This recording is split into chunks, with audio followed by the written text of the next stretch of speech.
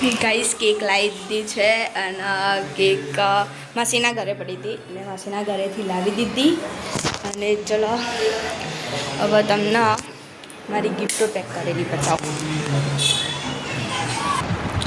Guys એટલી બધી ગિફ્ટો pack કરી છે કે ન પૂછો વાત. એટલે જેટલી લાયા હતા એટલી અને હું અત્યારે બર્થડે કાર્ડ બનાવી રહી છું તો તમને બતાવું. ચલો બધી જ ગિફ્ટ પેક કરેલી પડી છે અને આ બર્થડે કાર્ડ એનો ફાઇનલ લુક હું તમને પછી બતાવીશ.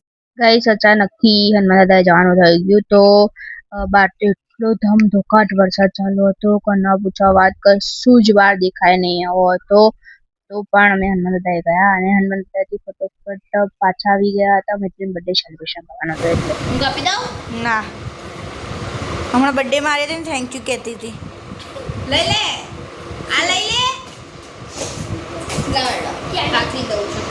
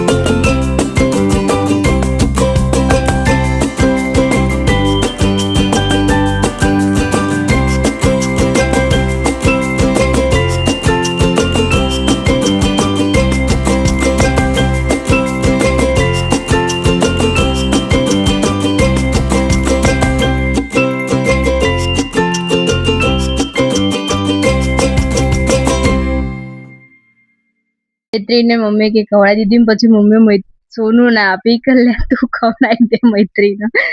તો ભાઈએ કેવું કર્યું એના એમ કે એને ખાવા આપ્યું તો ખાઈ લીધી. પછી મૈત્રી મમ્મી કહેતા ફોટો નહીં પડાવવાનો તો એવા નખરા ગરમ મૈત્રી જોડે તો ફોટા પડાવવા માટે. કેમ કે ફોટા પડાવવા તો એક નંબરનો ચોર.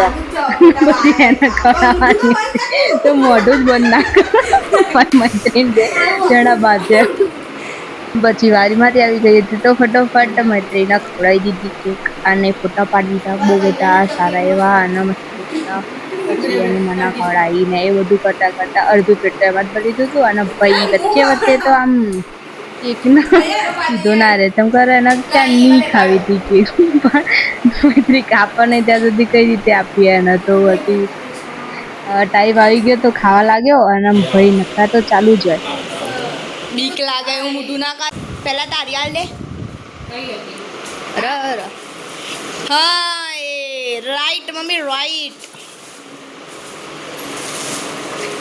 ફોટોગ્રાફર તો જ્યાં યાદ કરાવું. મમ્મી મૈત્રી કે ગિફ્ટ લેવાની પણ ઊભું નહીં થવાનું. પછી મેં કીધું એટલે ઊભી થઈ છે. મમ્મી કે એટલી હસા ના બાપા ના પૂછો વાત. સોનિયા મજૂરી નહીં કરી પણ બે ગિફ્ટ આવી જઈ ને.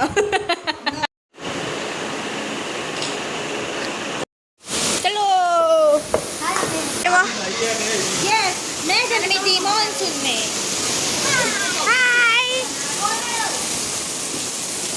गाइस એટલો બધો વરસાદ પડ્યો ને કે ન પૂછો વાત. ગાડીઓ નીકળવાની પણ જગ્યા નહીં કેમ કે બહુ જ પાણી ભરાઈ ગયું બધી જ જગ્યાએ.